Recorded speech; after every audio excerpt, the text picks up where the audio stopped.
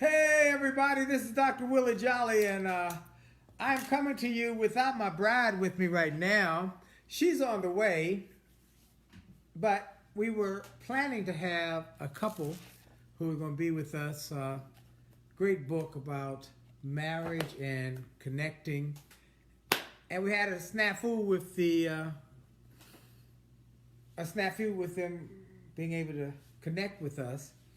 So I said, well, let's just go live and do our thing and talk to people and have a good evening anyway. So greetings to everybody. My bride is on the way, and she wasn't quite ready. You know, she had to get ready. And and so she's coming, and she'll join me in a moment. But in the meantime, between time, we wanted to at least come to you and talk about a couple things we learned in our marriage seminar we did this weekend at the First Baptist Church of Glenarden at their Love Notes marriage seminar. It was phenomenal. The impact, the response, it was really overwhelming. We had 300 couples, and they bought every book we had, all of our CDs, our Marriage Live CDs, which I told them was phenomenal because we only had about an hour to present, and that Marriage Live CD is an hour and a half, and it gives us really a good amount of time to go into each of the points and principles that are in the book, as well as to go into some of the detail about what we've learned over our 34 years of marriage. So one of the things, though, that came out is we stressed about date night and how incredibly important it is to have a date night. And many people said, well, we had a date night. We had a date night, or we had a date night, or we'd never had a date night. And then those who never had a date night, we encouraged them to have a date night. And those who had a date night, one lady said, well, I had a baby. And another one said, well, we got busy with our career. And another one said this, and another one said that. And they ended up not having a date night. It either had not been established or they fell off. And it only takes 1 or 2 or 3 weeks that you don't have a date night, and it could throw you off. The other thing, many of them said, well, we've got little children. We can't afford to go out. And that was a big aha for me, because many people only think you can have a date if you go out, and that is not the case. Hello. Come join me. Can I join you? Yeah, I got to get a mic because our mic is... Talk to them about date night. What have you said about date night? You got to have one. The lessons we learned from people who were at the seminar. Oh, okay. All right. He told you the majority of the people, more than 50%, did not have a date night. Or I kind of sort of have a date night, which says they really don't have a date night. And you don't have a date night because life gets in the way, the kids and everything else. We discovered you have to have a date night because it gives you an opportunity to connect with each other, to talk about a we or a us as opposed to a you or a me. It gives you an opportunity to see what's going on in their world and to encourage them and let them encourage you. It gives you an opportunity to just learn their struggles, what's going on outside of your household that affects what is going on inside of your household, the professional pressures of work and the interactions there, and how it affects what's going on in your household. And it can help you have empathy for what your spouse is going through when they come home and they're tired and they're like, oh, it's been a horrible day. If you had an opportunity to talk with them about what's going on in their world, then you can be empathetic and understanding. Okay. Here we go. There we go. We got a text that too low. So there you go. Hello. Lord have mercy. All right, there you go. Technology. You know, stuff happens in life, and one of the things we say is when you have a setback, we had planned to have some guests on with us tonight, but it didn't happen. But it will happen. We are confident it will happen. And so, one, we talked about date night. And first I want to shout out all the people who were at the First Baptist Church of Glenarden. Love notes. Thank y'all. Yay. For all of you who said you were going to come and join us. Can we talk about on this Happily Married Monday every A variety of things. A variety of topics. Now let's talk. I want to go back in date night about the concept that people said, I can't go on a date night because we got little children. And we can't get a babysitter. And we both said the same thing. Bah. No, you don't need to go anywhere or spend any money to have a date night. We started our date night. Tell them about our date night, where we started. We had date night in the bedroom, in front of the television. Hill Street Blues, LA Law, that shows you how many years ago. Yep. About 30 years ago of doing that, because we figured out that we needed to spend some time together. And we didn't have any money. Not talking about the kids or the bills and just the frustrations of what went on when we weren't together. Yep. And as I said when you were getting the mic, that the purpose of date night is to give us an opportunity to reconnect. That's what date night does. So you don't have to spend any money. You just need to be creative about your time in your household. Another point came up. Guy said, well, we go out all the time. We go places all the time. We're always together. I said, the difference is being intentional about your dating. So I gave him an analogy, and we were in Baltimore at the Baltimore Marriott Inner Harbor waterfront. I said the Inner Harbor is right about a mile down the road here, the Baltimore Inner Harbor. So you could say I walked down to the Inner Harbor to pick up a gift, and I walked back. Well, it's a difference in intentionality if you're walking to go get a gift and if you're exercising. I'm doing my walk and I'm walking there and then turning around and coming back. Or I'm walking there, I'll pick up a gift on the way, but this is my exercise time. That's the intentionality about going out just to go out and having a date. A date where you're focused on each other. You're like you were dating when you were actually courting, or you're getting together, getting to know each other. And that's why we said that date night. So your mate has your full attention. That's right. That's right. And it's intentional. This is our date time. This is our time to have a date. So we want to encourage people. I'm going to ask everybody who's watching and everybody who links this to somebody, do you have a date night? Do you have a date night? And it's either yes or no. And we get so many answers. I'll be signing books and say, okay, how long you been married? Okay, great. Do you have a date night? I said, all right, I already know the answer. When you hesitate that long, that means you don't have a date night. And so what we want to encourage people to do is to get a date night. And be creative. Let us know how creative you can be. Yeah, every week though. Okay, one more thing.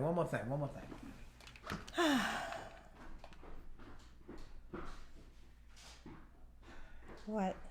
One more thing was, this is my phone. Okay. Phone. Put it away. No. For date night. No.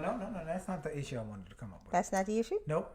Oh. In my phone is every important schedule point that I have for our business, for clients, for calls, for speeches, for airplanes, for travel, whatever. Boom. That I put it right in here, and I know it's important because it's in my phone. We recommend you do the same for your date night. Schedule it in your phone. Also schedule your sex. Ooh, that's a whole nother thing. Why don't we talk about that and where that came from? That came from the Gottman Institute. That they recommend that you talk about sex is important. Well, most people, they're too tired or they work all day and it goes by the wayside because it's not been prioritized. Anything in life that is important, you put it on your schedule, you plan for it. This is powerful. This is powerful. And when we So say you that, say, people well, you know really what? were really Sex needs to be spontaneous in the lives that we live, and there's so much going on. If you don't plan it, there might be no spontaneity there. That's right.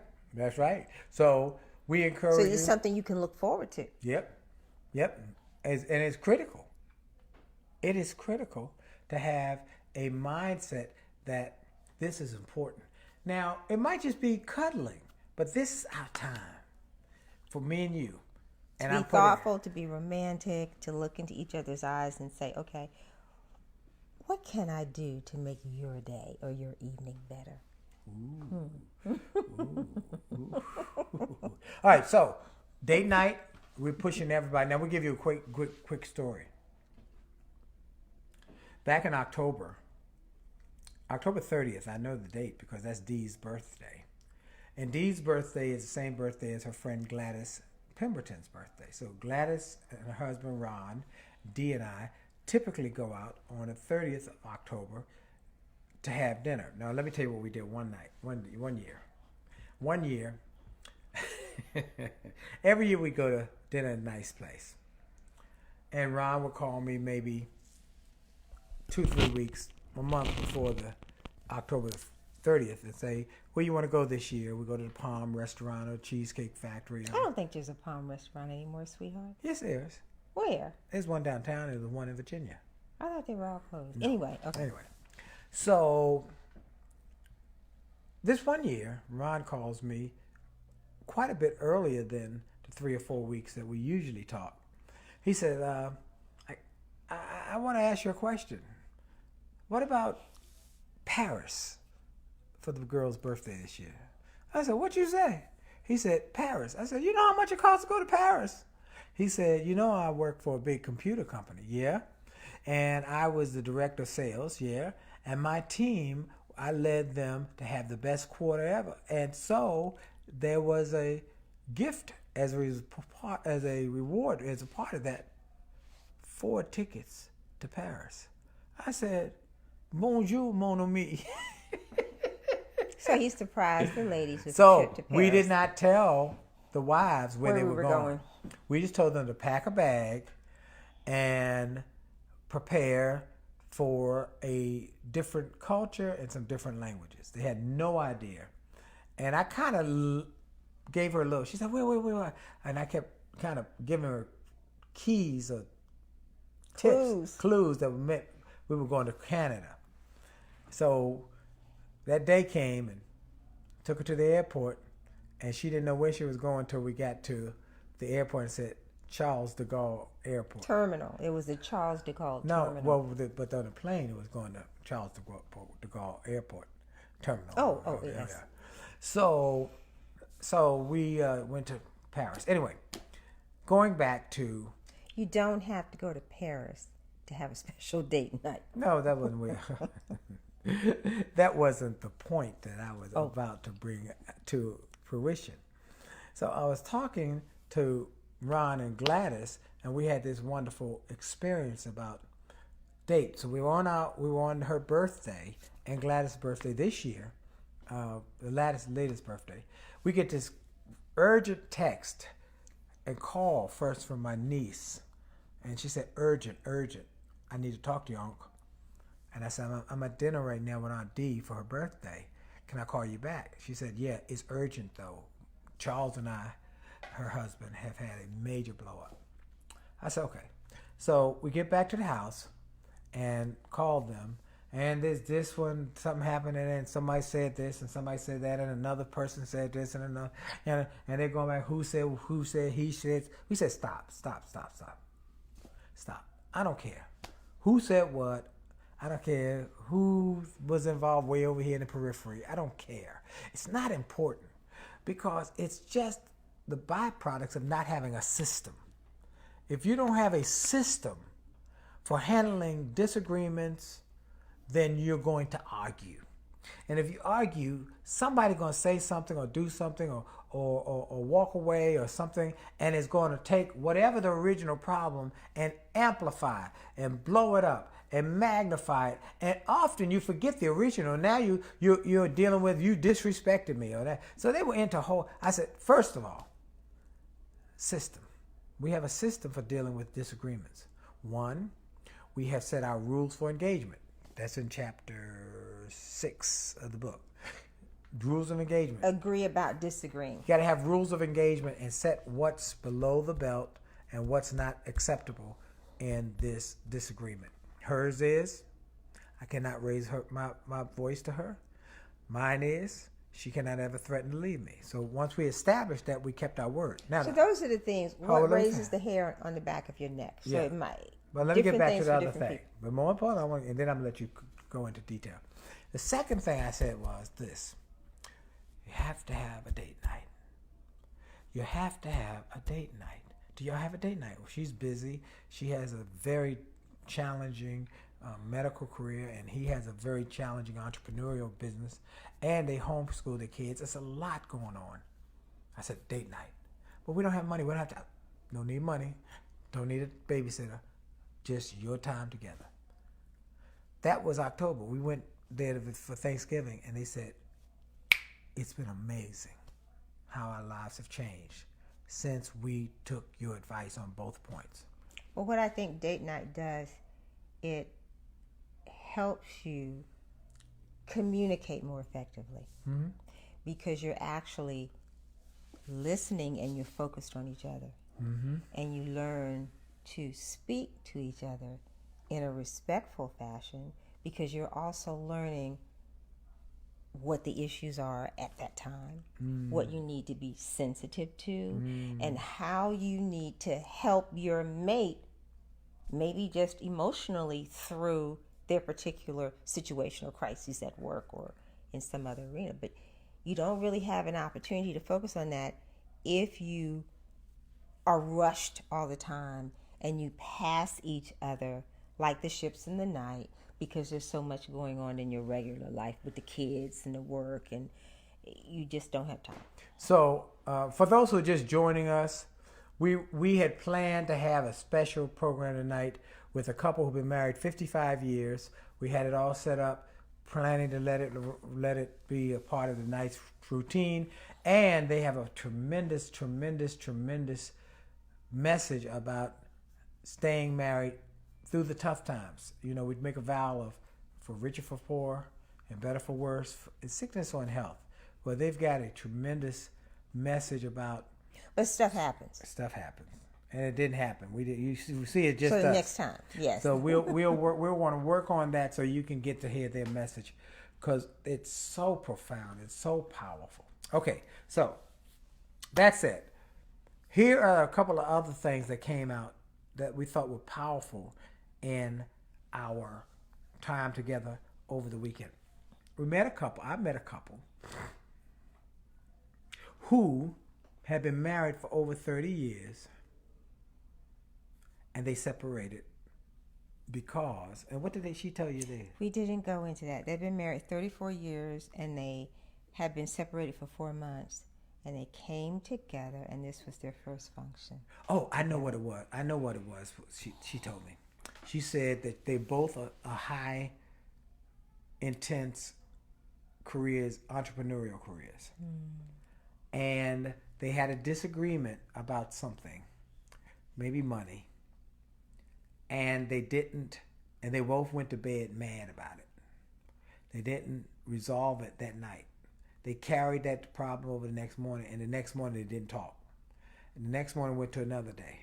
And next morning went to another day. And for long, they started going, okay? And one day they separated. But after 4 months, they realized it was a mistake. So they had just gotten back together the day before the seminar so they could come to the seminar. That's wonderful. That's wonderful, wonderful, wonderful, wonderful. So we applaud them. We celebrate for wanting them. To work on their And relationship. And I told them both. I met them both because you had gone to, you were signing books or something when I met both of them. And I said, 1, I'm glad you came here. 2, read the book. And 3, listen to the audio 2 CD set the live. It's tremendous. I told people it's one of the best we've done. And 4, go get some counseling. And we had a couple other people who came to us and asked us about, do we do counseling? And I quickly said no. No, we don't do counseling, but we do have people like the people who Sonia Williams and her husband are certified counselors who we had. So we can make recommendations. We can make recommendations of people who are certified Christian marriage counselors who can help you through the tough moments and help you get back on track. But once you get on track, use the principles in the book because they'll keep you on track. We don't want people getting off track again. We don't want people going off in the hedges. Okay, so what other points were profound in the conversations I had if we assigned a book? We signed books for hours. And the main thrust is that couples realize they need to communicate with each other. Listen, question, then clarify. Is that L, Q, what you were really saying? C. Make me make sure that I understand. You said, just taking the you time. Did you mean this or did? That's just not what taking the time to be together intentionally and wanting to spend time together and wanting to spend time to listen, because it certainly is cheaper to keep them. Much cheaper to keep her, but I'm keeping you whether it's cheaper or not. I told her that the only way. And you can't build a legacy. You cannot build a legacy if you're not together. A legacy for the next generation. And you certainly divide up your monies. You don't end up being as financially secure or successful when you divorce. Right. As I told her when we got married, the only way out of here she could get out of this marriage was to die. Divorce was not an option. Yes. And when you make that commitment that divorce is not an option, it's not on the table, it's not an option, you will work through the problems. That is why we encourage you to, one, marry your best friend. If they're not your best friend, and that came up again. Okay, work on befriending. And how do you do that? You get into their world. Oh, you get in their world, and then you get in each other's world, and you also find something that you can do together in common. That might be brand new. Brand new. You hold hands. Yep. You kiss for 6 seconds. That 6 was something. second kiss. Ooh, a man told me yesterday at church as we were leaving church, he said that 6 second kiss idea was the bomb. That worked. He said it worked yesterday evening when we got on. I said, so that's another one of the things we learned in the research. Try a 6 second kiss. Kind of gets the juices flowing. Get things moving. Woo. So there was another couple. She came from a stable home. Parents had been married a long time. He came from a house where he never knew his father. He didn't talk. He would stonewall. And for those who don't know what stonewall means, that men tend to stonewall, which is cut off communication. Put up a stone wall. Hey, look, I've said what I got to say. This is it. Done. Boom. Women tend to do the other extreme of that situation, which is to give the silent treatment. I'm not talking to you. And get the silent treatment. Well, both of them are like biting off your nose to spite your face. They're not helpful in getting your communications going and flowing. It doesn't help solve the problem, no. In other words, because you haven't analyzed the problem together. And everybody who talked, when they would talk about the success of a marriage, they say, well, you got to communicate. But that's something we know you got to do, but how what do you does do that mean? Yeah, what do you do? How do you do it? And here's the thing. In the book, I have a quote that says, communication is like oil. Oil in your car is necessary. It's messy. It's greasy. It's oily. It's hard to contain. It's hard to handle. But without it, your car will slow down, get slodgy, stodgy, and eventually bust. That's what happens with marriage when you don't communicate. It can be messy. It can be difficult. It can be challenging, but you must talk through the situations. So talking doesn't mean to talk over. Nope, don't overtalk. It means that you have to listen. Yep. So you have to listen more than you talk, so you actually understand what your partner is feeling. Yes. Oh, you know what? One more thing people brought out. They said, we love how you two tag team. You do it. I have to work at interjecting because you talk so much. I know, baby. But you do a good job. But we tag team, and we're not offended when one kind of butts in. It's okay. And we were at a lunch one day with a young couple, and they needed advice, and they said, could we take you to lunch? We met them after church, and we were doing our tag team thing. Oh, yeah. Now, let me tell you this. And I'd touch her, and she'd stop, and she'd touch me, and I'd stop. They said, let me tell you something. If either one of us had bust in the other's conversation, we would have World War III. It would have been a major argument because we would have really gotten upset with each other. But y'all do it so naturally. So what was the word they used? So friendly, in such a friendly way. It just inspires us. We were watching. We in awe. And so a number of people said to us, I love how you tag team and talk to each other. Now, we want you to work on that. And I told them we work on that. We work on respecting each other. We got respect for each other. We care for each other. We respect each other's opinion. I want you to work on that with your spouse. There's a lot of homework we gave them. And I hope that y'all can take this message today and use it. So here are the things we want you to leave as we leave. We're sorry for those who were waiting for the 55-year couple. It just had a snafu, and we'll work on getting them on the show soon. Second, we want you to have a date night every week. You don't have to spend any money, but you make it part of your schedule. Put it in your schedule. Schedule your date night. And then schedule sex. And then have a 6-second kiss. And then get a system. Read chapter 6 about a system for disagreeing. If you don't have the book, go to jollymarriage.com. Pre-order it right now. You got to pre-order it because the books will be in soon. We sold out. Amen. People have been buying this book. And one lady the other day bought 8 books. She said, I got family members. She has family members who are struggling. So you want to be around happily married couples. And you want to bless those who need your help. Sometimes you need to help them get there. Right. Yes. That's a great quote. That's a great point. What? Help them get to being happily married. Mm-hmm. So you can be around them. Right. Those are the people around. Right. Look, our time is up. Hope you enjoyed it. Hope to see you. One more thing. Send us your questions. Send us your question by email to info@williejolly.com. You got questions. Hey, here's something we're dealing with or we're struggling with. So we can try and address some of those in some upcoming episodes. And we have made up our mind. We're going to do a Willie Jolley and Dee Jolley happily married seminar. Make love, make money, make it last. With activities.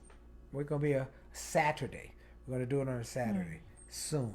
We'll let you know more. Make sure you're on our newsletter. Info@williejolly.com. williejolly.com/gift. Info@williejolly.com is for sending the questions, and williejolly.com/gift is to be part of our newsletter. That's it. Jolly out. Jolly out. God bless you. Have a great day.